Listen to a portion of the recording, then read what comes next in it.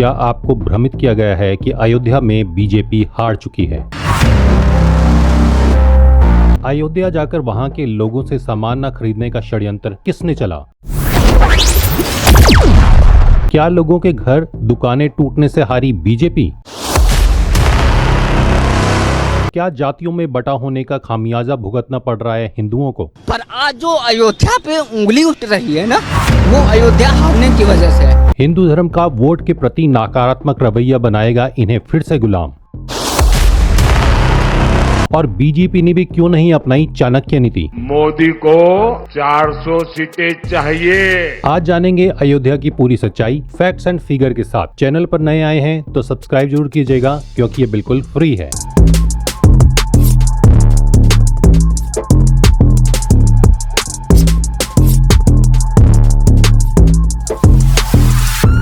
प्रभु श्री राम को अहंकार का ज्ञान था, लेकिन रावण को ज्ञान का अहंकार था। तो अगर आपको भी अयोध्या में बीजेपी की हार की जानकारी का अहंकार है तो वीडियो को पूरा देखिएगा, आपका अहंकार खत्म हो जाएगा। चुनाव 2024 में सबसे बड़ी बीजेपी की हार माना जाता है 500 साल के बाद भी राम मंदिर बनवाने के बाद अयोध्या में बीजेपी का हारना। लेकिन कोई समझ नहीं पा रहा है कि ऐसा हुआ तो हुआ क्यों। अगर आप यह समझना चाहते हैं तो सबसे पहले आपको अयोध्या की रणनीति और राजनीति को समझना बहुत ज्यादा जरूरी है। अयोध्या एक डिस्ट्रिक्ट है जिसे पहले फैजाबाद के नाम से जाना जाता था, जिसमें लोकसभा की 1 और विधानसभा की 5 सीटें हैं। ये 5 सीटें हैं दरियाबाद, बीकापुर, रुदौली, अयोध्या और मिल्कीपुर।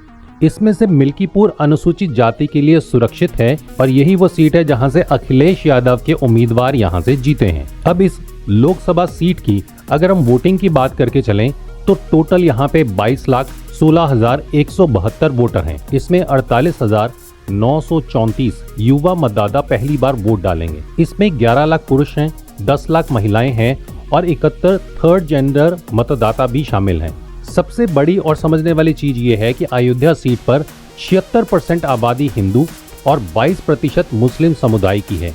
यहाँ पे हम बात कर रहे हैं वोटिंग की, यानी कि जो वोट है वो 76% यहाँ पे हिंदुओं का है और 22% मुसलमानों का है। लेकिन अगर आबादी की बात करके चलें तो 84% आबादी हिंदुओं की है और 14% जनसंख्या मुस्लिम की है। यानी कि यहाँ पे मुस्लिम वोट बैंक जो है वो ज्यादा बड़ा है। तो अब आप 22% का जो वोट है वो तो खत्म ही कर दीजिए, क्योंकि सोशल मीडिया पर आपको चुनावों से पहले जो मुस्लिम लोगों के वीडियो दिखाए जा रहे थे कि वे योगी प्रशासन से या नरेंद्र मोदी से बहुत ज्यादा खुश है, दरअसल यह एक एजेंडा था येड़ा बन के पेड़ा खाने का। क्योंकि खुल्लम खुल्ला दिल की बात यहाँ बाहर निकालते तो शायद बुलडोजर चल जाता। हाँ भाई, इंडिया गठबंधन आएगा। इंडिया गठबंधन आएगा। कौन आना चाहिए? चेहरा तो कोई भी आ जाओ, चेहरा तो नाम तो होगा कोई। मोदी को छोड़े कोई भी आ जाओ। ये अच्छी याद रखना सर, मैं इस भाई की तारीफ कर रहा हूँ। ये मेरे भाई से मेरी कोई दुश्मनी नहीं है, हम ना हिंदू मुस्लिम विरोधी भाई हैं। लेकिन एक चीज आपको बताता हूँ, यहाँ पर हिंदू अगर कोई खड़ा होता ना, वो पता क्या कहता? रोजगार चाहिए, मुझे रोटी चाहिए, मुझे गाड़ी चाहिए, मैं अच्छे कपड़े नहीं पहन पा रहा, मैं अच्छे फोन नहीं ले पा रहा, मैं ये नहीं कर पा रहा। और इस भाई को इसने बोला मुझे अच्छा फोन चाहिए, अच्छा घर चाहिए, अच्छा खान पान चाहिए, नहीं, इसने कहा मुझे मोदी नहीं चाहिए, कोई भी चाहिए। और ये सबसे पहला कारण था बीजेपी की यहाँ पे हार का। हम इस जनता को नहीं जानते। जनता से बड़ा स्वार्थी और निर्दयी और कोई नहीं होता। अपने स्वार्थ के लिए वो राजा से उसके रक्त की अंतिम बूंद भी मांग लेती है, परंतु यदि राजा के हित के लिए उसे कुछ त्यागना पड़े तो वो क्षण भर में राजा से मुंह फेर लेती है। खैर आगे बढ़ते हैं, अब अयोध्या का वोट देखते हैं। कुल यहाँ पे 22,16,172 वोट हैं, जिसमें समाजवादी पार्टी जो है उसके अवधेश प्रसाद को 5,54,299 वोट लगे और ये प्रतिशत था 48.6%। वहीं पे भारतीय जनता पार्टी के जो लालू सिंह थे उन्हें 4,99,722 वोट पड़े, 43.8%। वहीं पे बहुजन समाज पार्टी के सचिदानंद पांडे को 46,407 वोट पड़े, यानी कि 4.1%।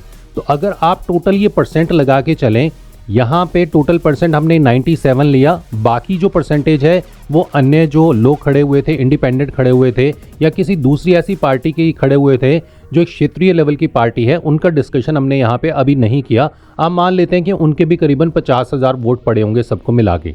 तो जब आप ये टोटल कैलकुलेट करते हैं तो 5,54,299, 4,99,722, 46,407 और करीबन 50,000 जो अन्य को पड़े, तो टोटल यहाँ पे वोट पड़े 11,50,418। लेकिन वोट तो यहाँ पे थे 22,16,172। तो मान के चलिए कि 10,65,754 वोटर जो है वोट डालने ही नहीं आए। और जैसा हमने आपको बताया था कि मुस्लिम यहाँ पे 22% है वोट बैंक, तो उन्होंने तो अपना 100% वोट डाला होगा। यहाँ पे जो वोट डालने नहीं आया, वो डालने नहीं आया हिंदू। बीजेपी की हार का, क्योंकि हमने अभी तक आपको यहाँ की आबादी में हिंदू मुस्लिम का गणित समझाया था, उसके अनुसार 48% के करीब हिंदू वोट डालने ही नहीं गए। यह था दूसरा सबसे बड़ा कारण यहाँ पे अयोध्या में हारने का। पूरे भारत में अगर भाजपा हार जाती तो कोई बात नहीं, अयोध्या जीती तो पूरा भारत जय श्री राम कहता। पर आज जो अयोध्या पे उंगली उठ रही है ना, वो अयोध्या हारने की वजह से है। आज लग रहा है कि अयोध्या वासियों ने फिर से वो त्रेता लौटा दिया जब माँ सीता को वनवास कर दिया था, प्रभु श्री राम को 14 वर्ष का वनवास कर दिया था। अब बात करते हैं अयोध्या में लोगों के घर और दुकानों को तोड़ने की बात का।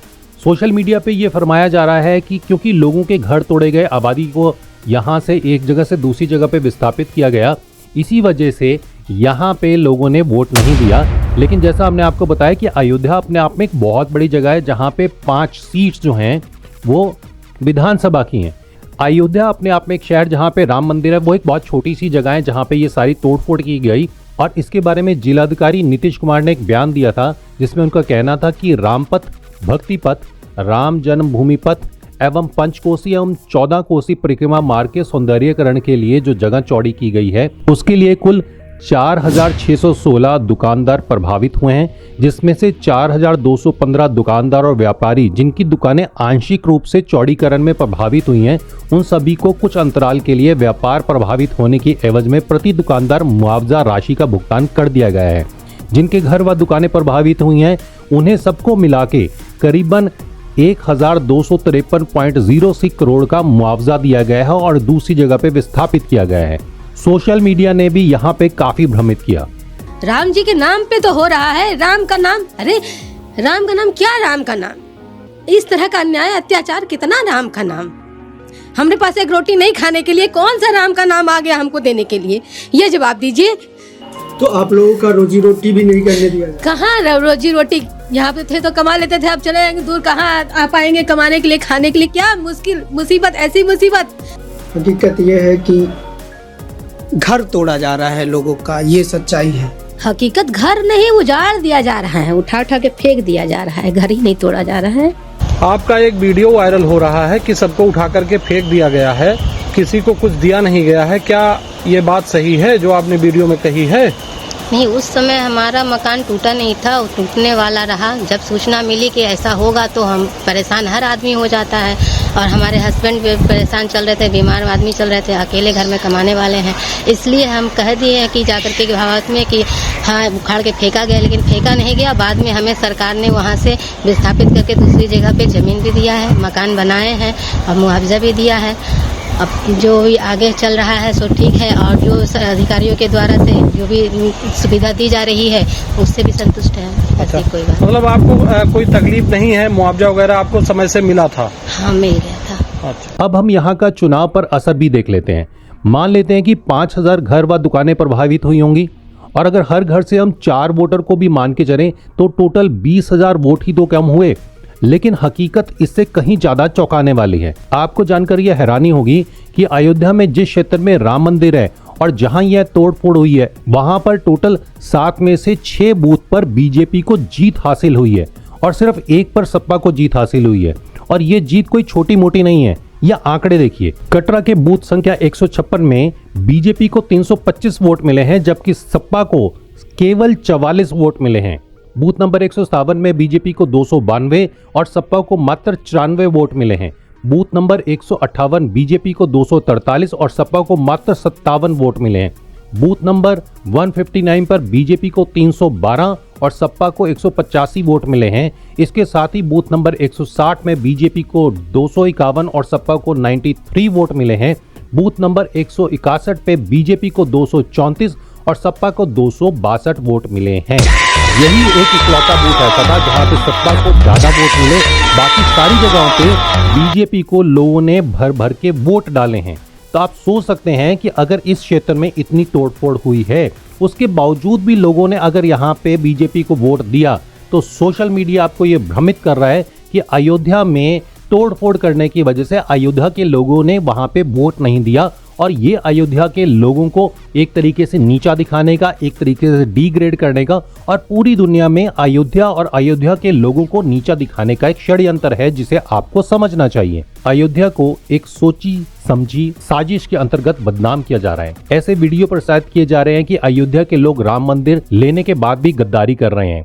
इसके लिए अयोध्या आने वाले दुकानदारों से पूजा का प्रसाद ना खरीदें, रिक्शा टैक्सी का इस्तेमाल करना करें, यहाँ के होटल में ना रुके। अयोध्या में प्रभु श्री राम के दर्शन करने जरूर जाना, लेकिन वहाँ रात न रुकना। हो सके तो अपनी गाड़ी से जाना, वहाँ के ऑटो की सेवा मत लेना। प्रसाद अपने ही घर से खरीद के ले जाना, वहाँ से कोई भी सामान मत खरीदना। अयोध्या वालों को समझ में आना चाहिए। कुछ लोग चाहते हैं कि हिंदू यहाँ पर आना बंद कर दें और दुकानदार काम बंद होने के कारण यहाँ से चले जाएं, और फिर बाबरी मस्जिद यहाँ बने और जज्बाए हिंद का मिशन यहाँ पे पूरा हो। आप सभी से अनुरोध है, रामलला के दर्शन करने के लिए आए और यहाँ के दुकानदारों से खरीदारी करें ताकि इनकी आमदनी बढ़े और अयोध्या वासी उन्नति करें। एक बड़ा कारण अयोध्या में बीजेपी की हार का यह रहा कि यहाँ की सरकार का ध्यान केवल अयोध्या की डेवलपमेंट पे रहा, बल्कि बाकी हिस्सों पे उन्होंने डेवलपमेंट पे ध्यान ही नहीं दिया। स्थानीय लोगों का कहना है कि पिछले 2 साल में सरकार ने केवल अयोध्या के विकास पर जोर दिया, लेकिन दरियाबाद, बीकापुर, रुदौली और मिल्कीपुर को भूल गए, जिसका खमियाजा यहाँ पे बीजेपी को उठाना पड़ा। बीजेपी के उम्मीदवार लल्लू सिंह को 4,99,722 वोट तो मिल गए, लेकिन स्थानीय लोग इनसे खुश नहीं थे, और इनका कारण है लल्लू सिंह का अपने क्षेत्र में निष्क्रिय रहना, लोगों से संपर्क न करना। और कुछ लोगों का कहना है कि लल्लू सिंह ने इस बार जनता से संपर्क ही नहीं किया। वह इसी बात को लेकर आश्वस्त रहे कि राम मंदिर तो बन गया है, अब वोट मिलने से कौन रोक सकता है, और इस चीज का खामियाजा यहाँ पे लल्लू सिंह को भुगतना पड़ा। बीजेपी को लगातार दूसरी बार जीत रहे इस कैंडिडेट को इस बार बदलना चाहिए था, तो शायद परिणाम बदल सकते थे। इस बार विपक्ष ने अपने एजेंडे को भी बहुत बेहतर तरीके से चलाया। यूपी में जाति आधारित राजनीति काफी मशहूर है।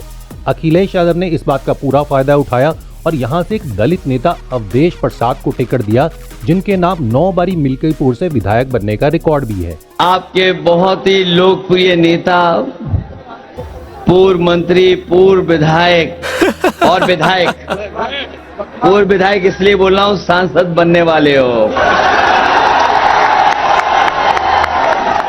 इन्हें न केवल दलित, मुस्लिम, यादव बल्कि कई और हिंदू जातियों का भी वोट मिला।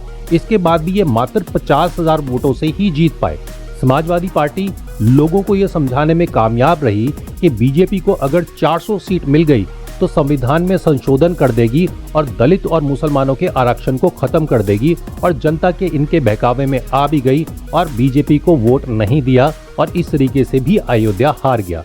कहीं भी किसी भी पार्टी का उम्मीदवार की जीत हार के कई कारण होते हैं, इसे गहराई से समझना जरूरी है। सोशल मीडिया के एक्सपर्ट से दूर रहें और सही जानकारी प्राप्त करें। जाने से पहले निवेदन है कि अयोध्या जाएं, राम मंदिर में विराजमान उन रामलला के दर्शन जरूर करें जिन्हें 500 साल का वनवास मिल गया था और अब उन्हें उनकी अयोध्या मिली है।